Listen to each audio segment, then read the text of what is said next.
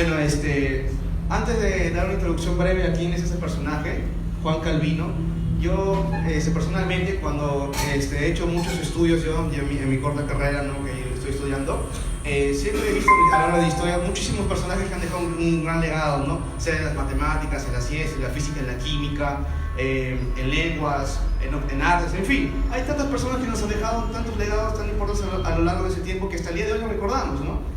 Ya sea en nuestro caso acá en Perú, ¿no?, por ejemplo el Día de la Independencia o algo así, ¿cierto? Bueno, déjame decirte algo para nosotros en cuestión de la cristiandad, en la religión cristiana o en la base cristiana. Tenemos un gran legado también que nos ha sido delegado ya hace muchísimos años, ya hace casi más de 500 años incluso. Y justamente es este hombre a quien vamos a traer hoy, Juan Calvino.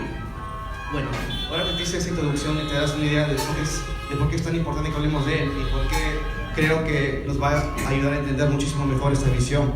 Por ejemplo, ¿no? Calvino. ¿Quién fue Calvino? Primeramente, ¿quién fue? ¿Has escuchado de él alguna vez? No sé. O tienes una vaga introducción, no sé. Un católico, no sé. ¿Qué más tienen? ¿Qué me pueden decir? Un pelado, no sé. ¿Qué fue? Maestro Roshi. Fue el tío del pastor. Sí, del pastor.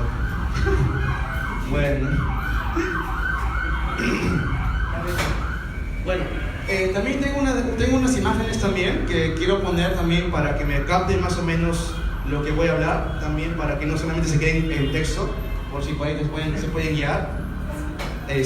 Bueno, como les decía, ¿no? Calvino, este hombre era un francés que nació en Noyon, ahí que estaba a más de 100 kilómetros de la capital de París. Era como un pueblo más o menos, bien grande en ese entonces también.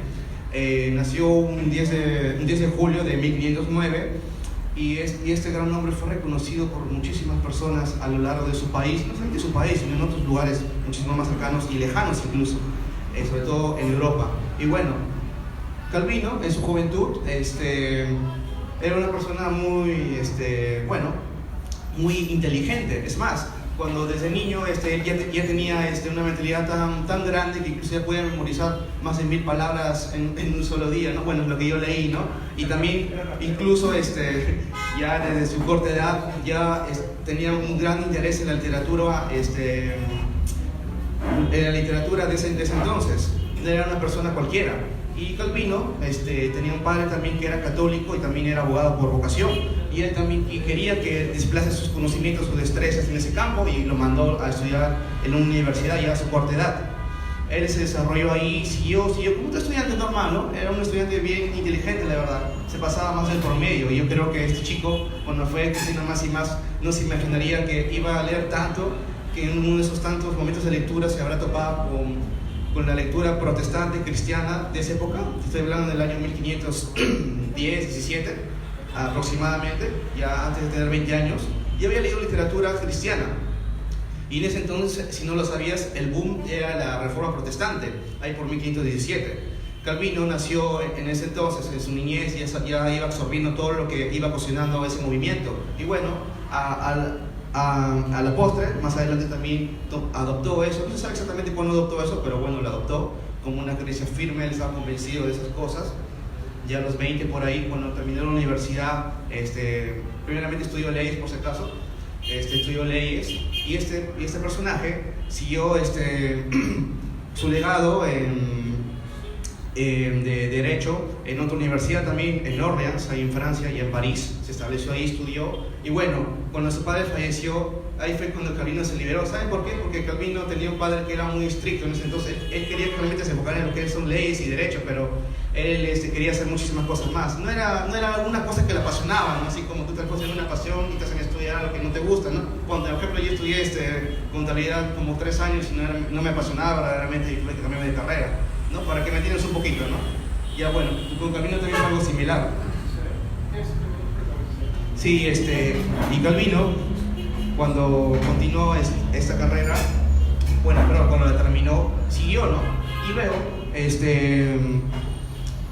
en la universidad, en ese entonces, era muy tradicional que siempre se dé un discurso, ¿no? Así como ahora, por ejemplo, ¿no? Cuando terminó la universidad, en la asamblea de graduación, sea el director o sea un estudiante, siempre daba un discurso, un testimonio, ¿no? Por ejemplo, de qué le ha parecido, ¿no? Su carrera, quién le agradece y todo. Bueno, en ese entonces también Calvino aprovechó esa oportunidad para que, junto con él tenía otro amigo, ¿ya? Tenía otro pata que se llamaba Nicolás Koch, y este hombre también, cuando leyó el discurso, nunca se imaginó que ese discurso iba a ocasionar tanta conmoción, que la verdad, cuando terminó de ver ese discurso, la gente terminó pero como que choqueada, pero ¿qué es esto? O sea, en vez de dar el agradecimiento por haber terminado su carrera, aprovechó ese momento también, cuando decía, no, agradezco a Dios, y metió sus ideas protestantes, que en ese entonces, como te decía, ¿no? El boom de la reforma protestante estaba en un auge tan grande que si tú hablabas de eso en Francia, un país netamente católico todavía, estaba gobernado por el régimen católico,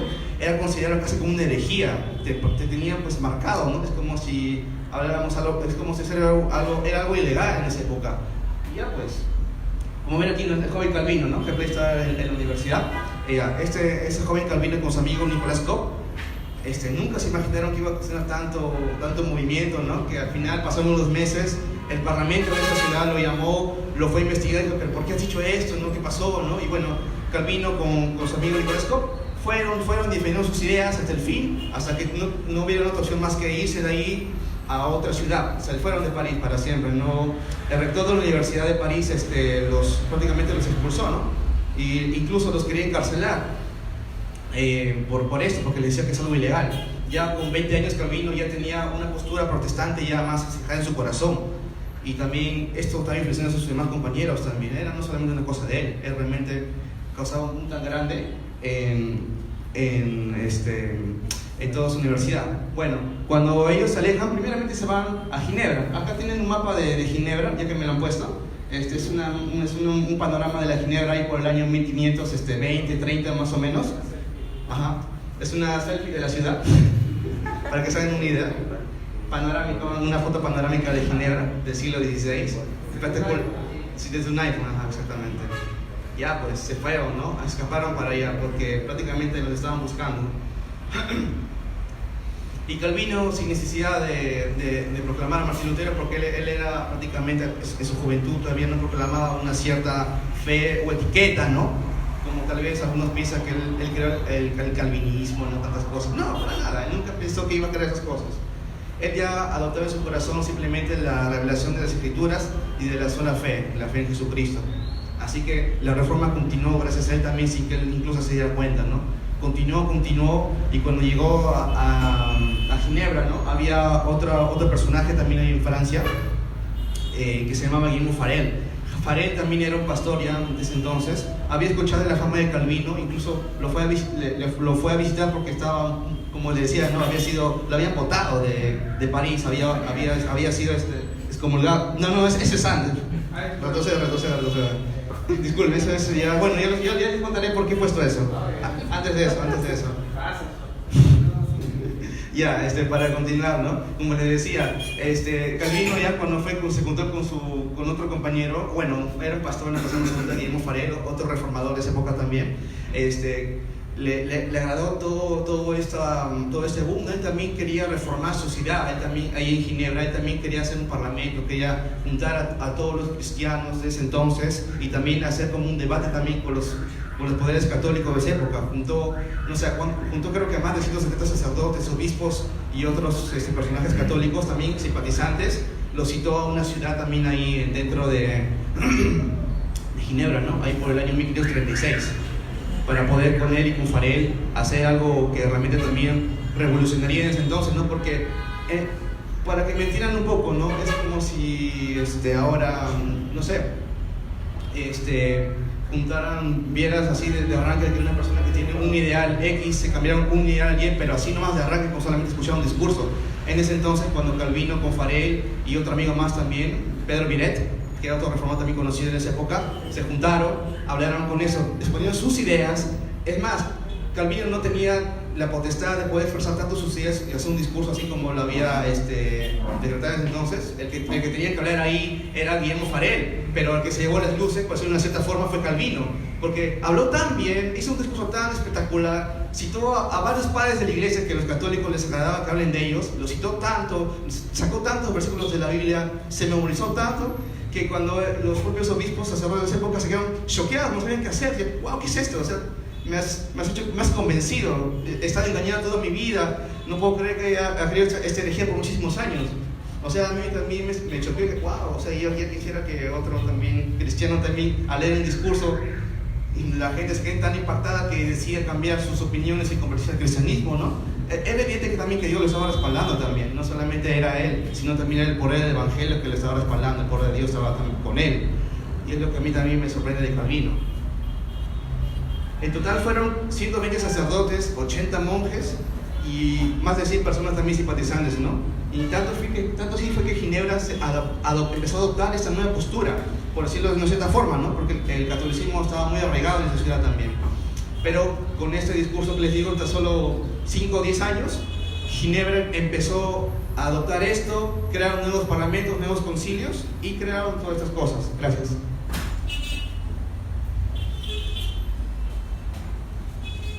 Y bueno, luego cuando él empezó a ir a Ginebra, ¿no? Por ejemplo, ahí lo vemos en una reunión con unos amigos, ¿no? Me parece que está Guillermo Farel y Pedro Berit, estos personajes que les dije al comienzo, ¿no? Ellos como sus amigos, sus pastores, también, un pastor más también, que lo apoyaba, ¿no? Él también quería que la reforma continúe ahí en Ginebra. Luego pasó un cierto tiempo cuando se vio necesidad de poder expandir estos artículos de fe. Él optó por hacer este libro tan conocido. Es uno de los obras más conocidas que tiene Calvino, que se llama La Institución de la Religión Cristiana. Yo sé que por ahí te puede sonar un nombre un poco extraño, ¿no? Institución de la Religión Cristiana, ¿no? Para hacerlo un poco más en versión teleada sería, no sé, un manual de la base cristiana, para decirlo de una cierta forma, ¿no? Ajá, estatutos, algo así. Acá tengo los libros, por ejemplo, miren, este es uno de los libros, no sé si lo pueden apreciar acá. Es bien grueso, ¿no? Parece un Lexus, pero no es un Lexus. Y encima son 2 tomos, no es solamente uno, ¿no? Son 2. 2 resúmenes de las obras de Calvino acá. Como para que lo tengas ahí y lo leas algún día. También lo tenemos en PDF, si lo quieren se los doy después, no hay problema. Todo gracias a mi amigo Snyder.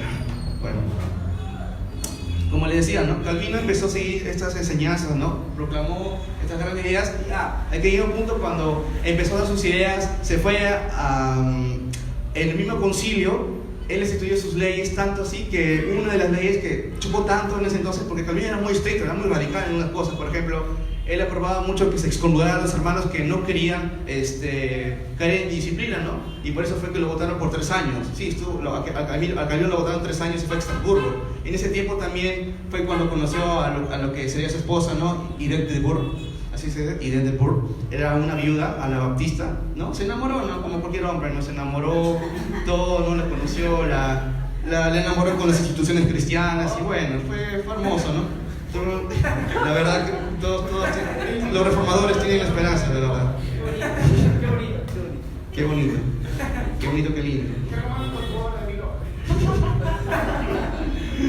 Sí, ya pues, y también aprovechó esa estadía para que traspasara su mejor obra, la institución cristiana, la pasó a francés también, porque estaba primeramente en latín. Y encima en ese entonces solamente tenía 17 capítulos. Cuando estaba en Estrasburgo, estudiaba 3 años, la traspasó a francés e hizo más capítulos, ¿no? Llegó hasta hacer 80 capítulos, si no me equivoco. 80 capítulos de más de 100 páginas cada capítulo, me parece. Y bueno, y realmente es una obra maestra, la verdad. Si no han tenido la oportunidad de leer, que es un extracto de esto, déjame decirte que tiene, no solamente es la teología reformada sistematizada, no solamente sistematizó lo que crean ellos en ese entonces, sino también fue como un manual también para el cristiano en esa época, cómo vivir su vida práctica, aplicar su teología, que se lo baja el corazón y lo transforme también para con su sociedad o con el pueblo que ellos han habitado. Por eso que también la reforma impactó tanto y motivó a más personas a hacer esto, ¿no? Ahí en Ginebra sobre todo. Ya. Cuando pasó ese entonces volvió a Ginebra. ¿Saben por qué volvió a Ginebra? Por lo que pasa que habían sufrido muchos ataques también de otros católicos, otras sectas también en ese entonces también que se unían para atacar a la reforma, que se le conoce como la contrarreforma, ¿no? Los sacerdotes, perdón, los encargados de esa época en el concilio que tenían un parlamento ahí en Ginebra, lo llamaron a Calvino. No, obviamente no le enviaron un WhatsApp, ¿no? Sino le enviaron una carta. créame que por algo estuve exiliado 3 años, porque si hubiera sido como en estas épocas, tal vez Calvino hubiera llegado en un día nada más en un avión, pero no fue así.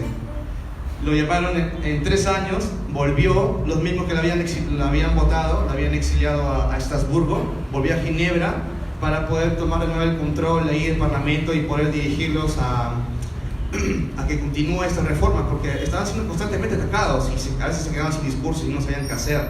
Y fue por eso también que necesitaban la ayuda de Calvino. Él volvió a Ginebra, empezó a predicar donde se había quedado hace 3 años. Es como si el pastor voy a predicar acá un tema hace 3 años, no sé, de cualquier tema X, y vuelve a 3 años después y continúa en el mismo versículo donde se quedó, algo así.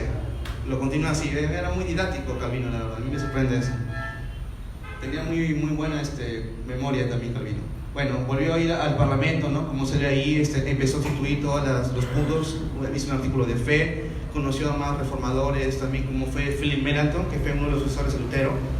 También ahí en la ciudad de Worms, hizo un concilio general donde se le pidió a Calvino que retornara todos esos estatutos, lo continuó, siguió predicando varias veces el domingo. Pero aquí fue donde verdaderamente tomó más impacto la importancia de Calvino y su influencia, porque cuando él volvió ahí por el año 1541, es donde empezó a adoptar ya su doctrina, o por decirlo de una cierta forma, ¿no? su influencia a lo que es ya el Estado, porque él tenía una mentalidad de que la iglesia debía reflejar exactamente lo que es las Escrituras, la Biblia. Y él tenía 4 puntos, o tenía en ese entonces unas órdenes que debería seguir la iglesia, ¿no? A la postre, que serían lo que se conoce también ahí en la iglesia como un orden eclesiástico, ¿no? Por ejemplo, decía que tenían que haber pastores, ancianos, doctores o maestros de la ley y también diáconos. Por ejemplo, él decía que tenía que haber pastores que velen por la vida espiritual de todo el ministerio, que administren todos los sacramentos.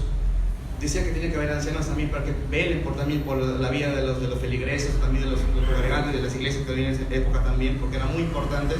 Como que se había descuidado mucho también esa área, no se tenía muy en cuenta. Calvino la volvió a instituir, se había perdido esa costumbre, y también que amonese también a las personas que incumplían con estas leyes, con estos sacramentos también, porque había personas que incumplían esto y en esa época no se les decía nada, y por eso fue también que dio como una ventana abierta que nuevas ideas heréticas se infiltrando en la iglesia en ese entonces también, y Calvino quería erradicar eso también de por medio también, no quería dejar pasar nada.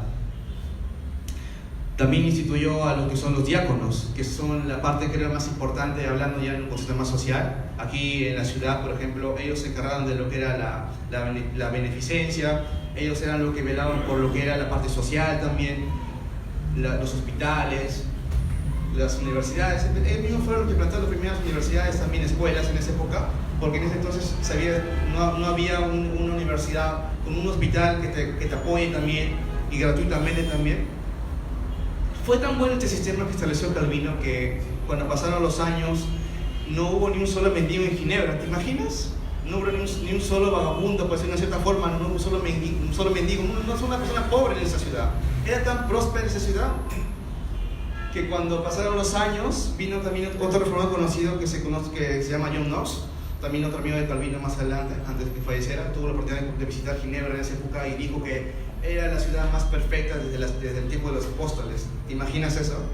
Ya quisiéramos que Trujillo fuera así, o Perú fuera así, no tenga que ser un mínimo de extracto espiritual de ese entonces, que sea conocida como una ciudad de Dios, ¿no? Era realmente una ciudad, era hermosa la verdad Ginebra, era una ciudad tan próspera y se estaba cimentando toda en la palabra de Dios. Todo ese sistema que le estoy contando ahorita están cimentados en la Biblia, desde Génesis hasta el Apocalipsis, te mencionan muchas cosas.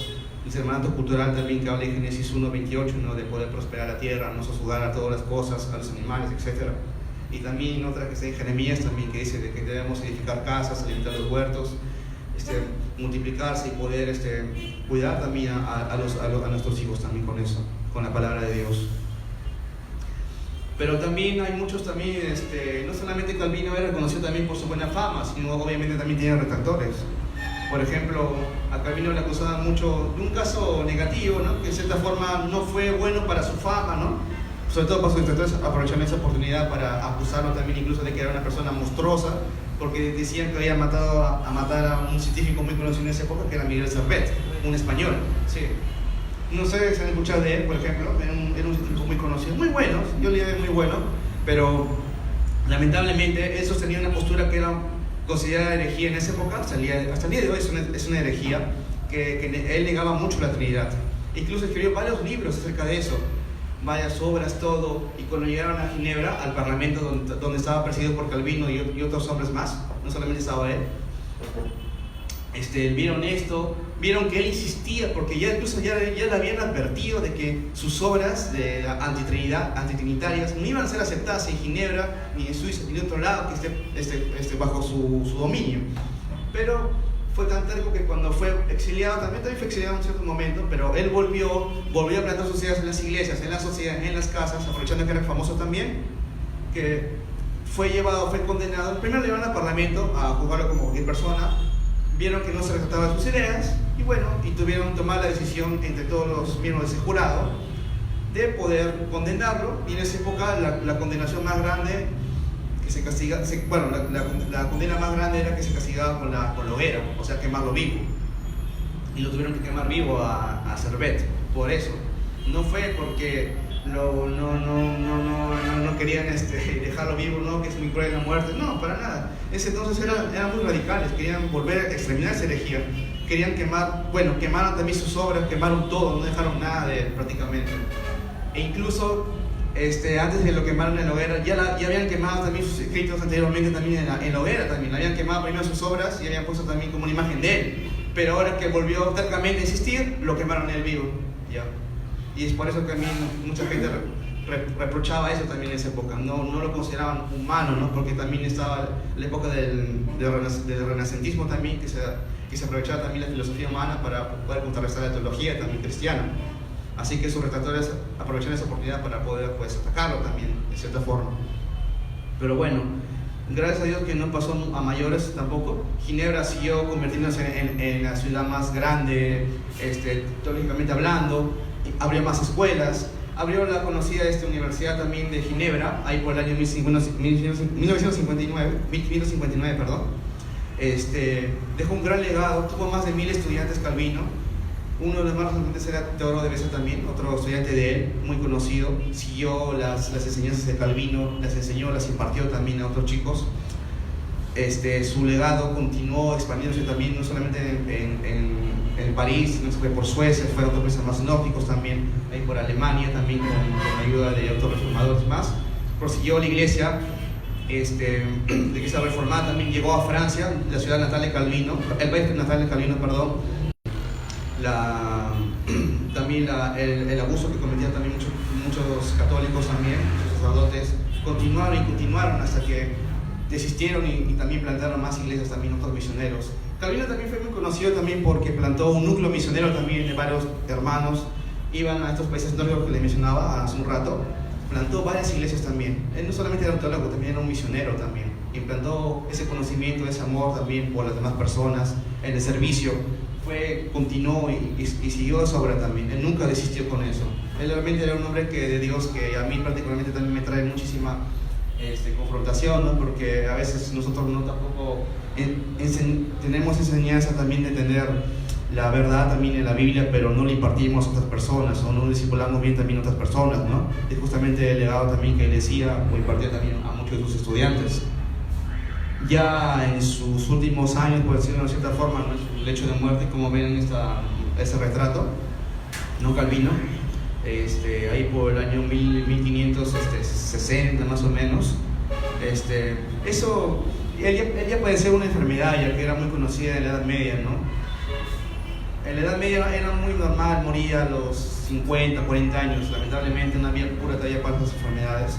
Él murió, él también fue víctima de esas enfermedades, pero en su lecho de muerte, él seguía insistiendo, quería seguir sirviendo en la iglesia, quería irse incluso a hacer la obra social que hacía sus diáconos también. Tanto fue un momento de que cuando lo vieron en una silla de ruedas, ya estaba postrado en una silla, por decirlo de cierta forma, sus discípulos o sus alumnos también lo vieron y decían, pero Calvino, no hagas eso, déjanos a nosotros. Pero él insistía tanto que hizo también una pregunta también que, bueno, él dijo algo que también me confrontó, ¿no?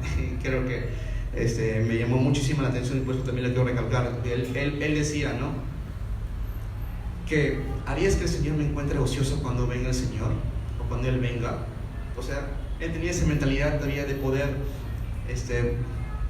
hacer la obra del Señor, así esté mal, así esté postrado. Él quería servir siempre, servir y servir y servir. Él no quería imaginarse, él no se imaginaba a su Salvador, a su Dios, viéndolo ocioso siempre, sino él quería hacer la obra del Señor siempre también, ¿no? Y eso también lo implantó a sus estudiantes también. No quería eso. Y eso cuando yo lo hice también, wow, pero tú has postrado también, ¿cómo que hacer la obra del Señor? Wow. O sea que yo he tenido un corazón tan apasionado también por la obra en ese entonces también. Y bueno, llegó un momento también, pasaron los años, siguió sirviendo hasta que, bueno, pues falleció.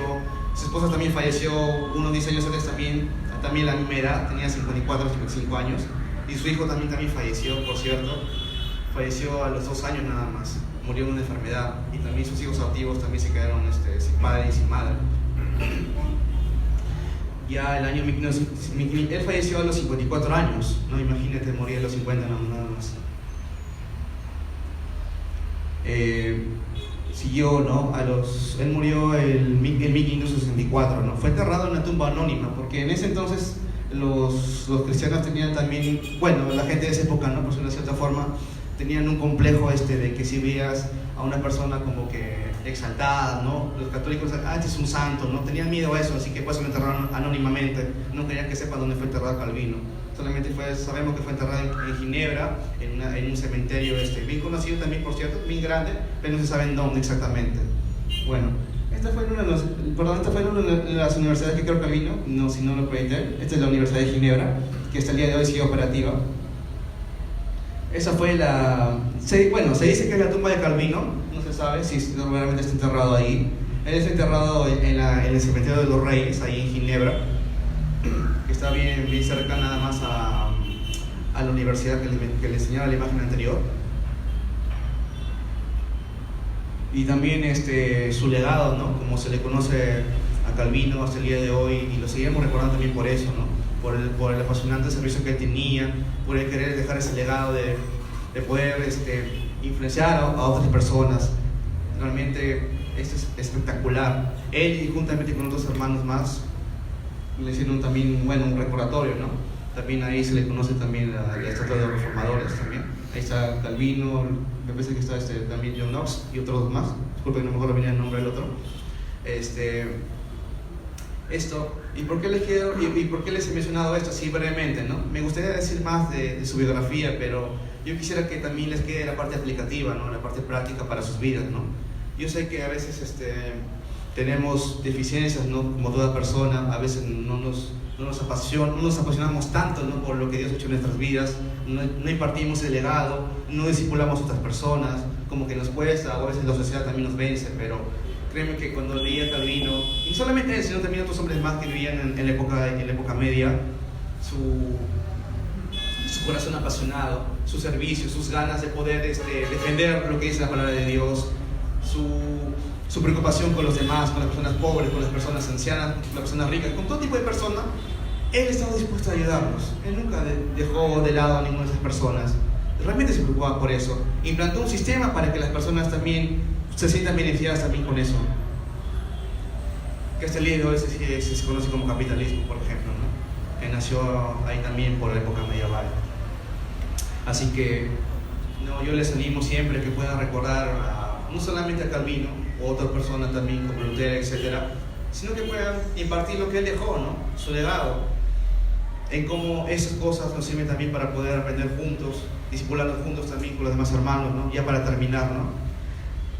Yo creo que debemos impartir eso siempre en nuestros corazones, ¿no? Nunca torcer, nunca dejar de lado la obra del Señor verdaderamente, porque yo creo que es algo que el Señor nunca nos dejó como legado de Él verdaderamente. En la palabra de Dios dice que debemos hacer discípulos, ¿no? Dice ir y hacer discípulos, no dice que nos quedemos ahí nada más, sino dice que enfoquemos todo, este mandato cultural que nos ha dejado, también enseñémoslo a otras generaciones, para que ellos también puedan impartirlo y esta esencia nunca se pierda. Para que no solamente recordemos que fue hace 500 años un despertar, sino que ese despertar continúe, no se quede ahí nada más.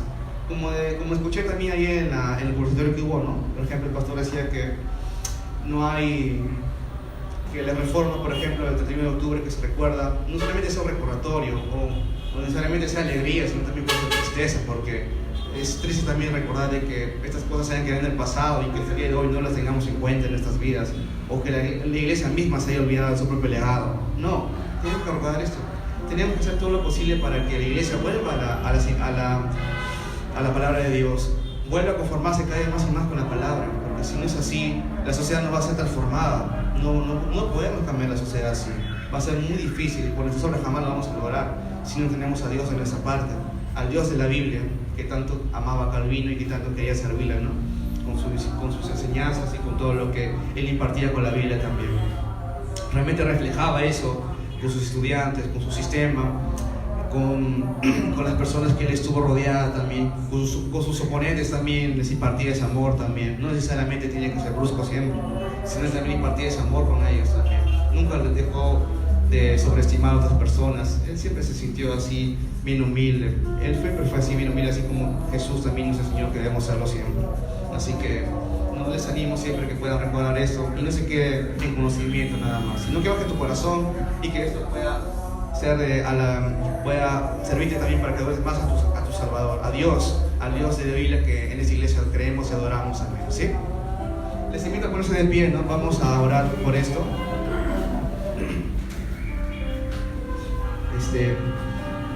Cierra tus ojos para que no te distraigas también, por favor. Padre, Dios mío, Todopoderoso, te damos muchísimas gracias, Señor, por lo que estás haciendo hasta el día de hoy con la iglesia cristiana. Yo sé que tú has abierto un nuevo despertar a la iglesia el día de hoy, porque realmente nos necesitábamos, Señor. Este legado ha sido olvidado lamentablemente por muchísimos de nosotros, o desconocíamos de él, pero ahora que tu luz y tu verdad ha vuelto a nuestras vidas, Señor, por tu palabra, por el legado que han dejado a estas personas más sistematizadas para poder entenderlos en nuestros tiempos, Señor. Por favor, ayúdanos a entender cada día más y más todo esto, Señor, que baje en nuestros corazones, que realmente sea un verdadero despertar, que nuestros corazones realmente se levanten y adoren a ese Creador. Sé que nos cuesta mucho hacerlo en nuestra carne, pero si tenemos al Dios de la Biblia de nuestro lado, al Dios de los reformadores, al Dios de los apóstoles, al Dios de los primeros cristianos, realmente sabemos que tú estás de nuestro lado y siempre podemos confiar en ti, Señor, y siempre te daremos la gloria en todo lo que hagamos, Señor. Muchas gracias te doy también por todo lo que has hecho de mis hermanos, de las personas que están aquí, Señor. Que seas tú y tu palabra y esa luz que realmente nos libre de la oscuridad, que después de estar en la oscuridad veamos la luz también, que siempre seas tú, Señor, velando por nuestras vidas, que nos cuides, que nos hagas despertar verdaderamente. Remueve nuestra conciencia, por favor, para poder arrepentirnos más, por buscarte más rápidamente, no solamente cuando tengamos problemas, Señor, sino remueve nuestros corazones, dobléganos más a poder buscarte, Señor. Por favor, te lo pido esto con mis hermanos, con mis amigos, con las personas que están aquí reunidas, Señor, y también con todas las personas que podamos impartir estas enseñanzas de tu palabra en la vida de todos ellos, Señor. Que seas tú, Señor, que baje el evangelio en sus oídos, en sus corazones. Muchas gracias te doy, Señor Jesús. Amén.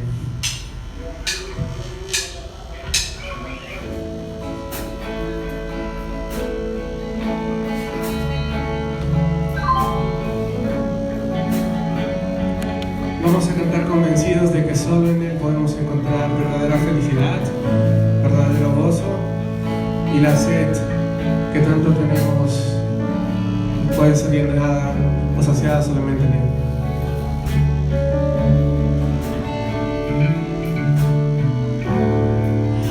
En medio del problema,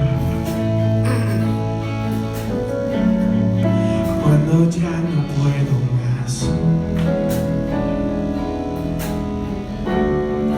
confiaré en tu promesa, suficiente me será.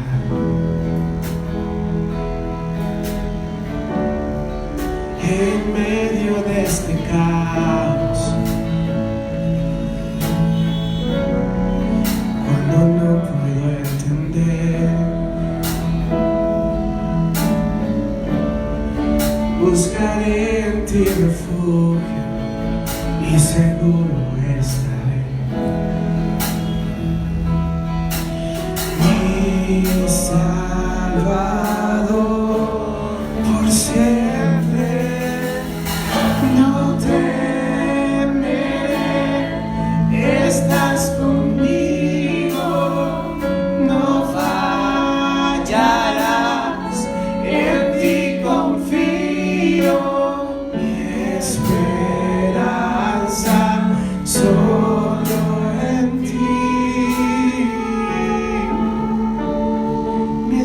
esperanza solo en ti, Jesús. Quebrantado en el silencio, puedo oírte susurrar.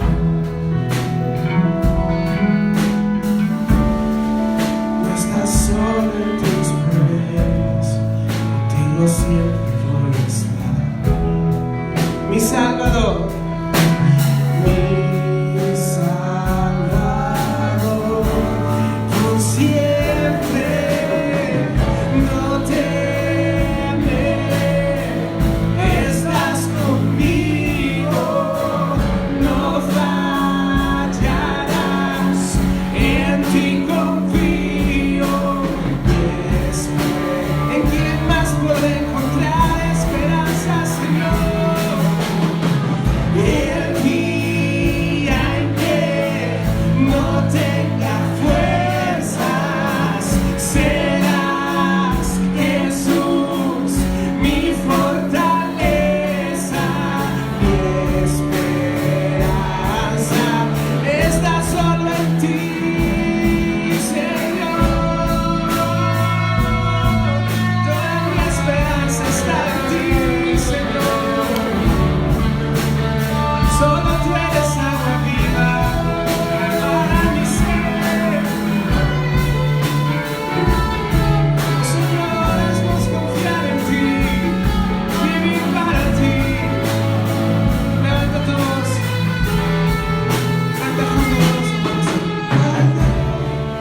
Me fortalecerás, me sustentarás cuando no pueda más. Con todo tu corazón, la cruz me llama a confiar. Tu amor es sin igual, siempre me saciarás.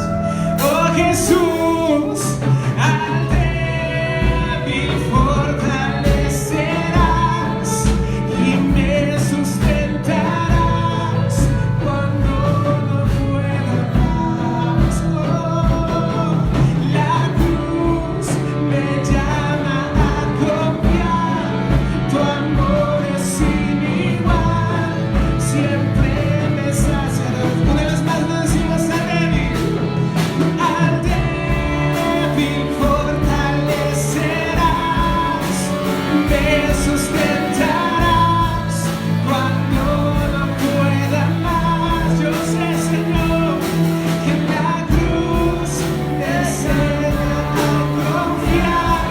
Tu amor es sin igual, siempre me saciarás. Cantamos juntos. No temeré, estás conmigo.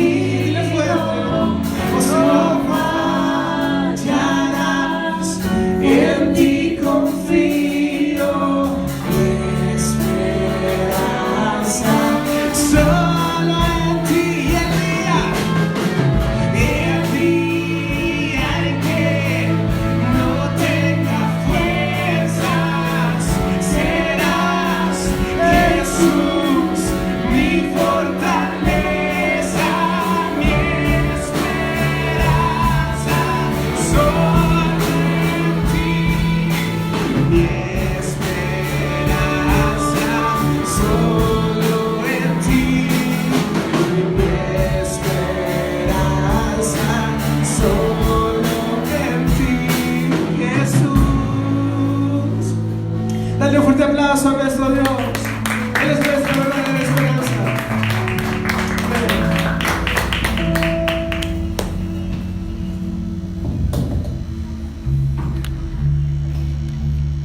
¿Cuántos están contentos en esta noche?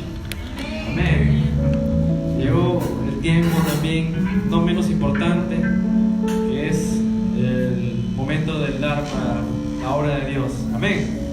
Dios ama, dice la Biblia, al dador alegre, al que es generoso de espíritu, al que da no escasamente, sino con generosidad. ¿Cuántos generosos hay aquí? ¿Cuántos corazones generosos aquí? Amén. Entonces yo quiero que ahí donde tú te encuentres en este tiempo puedas dar al Señor lo que Dios ha propuesto en tu corazón, lo que tú te propones en tu corazón con alegría, porque Dios ama al dador alegre. Amén. Ahí donde tú te encuentras, cierra tus ojos y dile: Señor, te damos gracias. Bendice esta ofrenda, Señor, que vamos a dar. Sabemos que tú eres, Señor, el dador de la vida y quien nos sustenta, quien nos provee, Señor, quien suple todas nuestras necesidades. Señor, tú hiciste pobre para que con tu pobreza, Señor, nosotros podamos ser enriquecidos. Y estamos agradecidos a ti, Señor, porque tú pones un corazón generoso que da no escasamente, sino que da, Señor, abundantemente, porque tú eres el que derrama gracia sobre nosotros, Señor. Gracias, Padre, porque tú vas a suplir todas nuestras necesidades y las necesidades de la iglesia, Señor.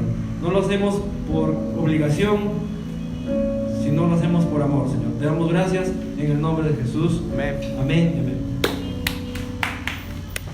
Cantemos.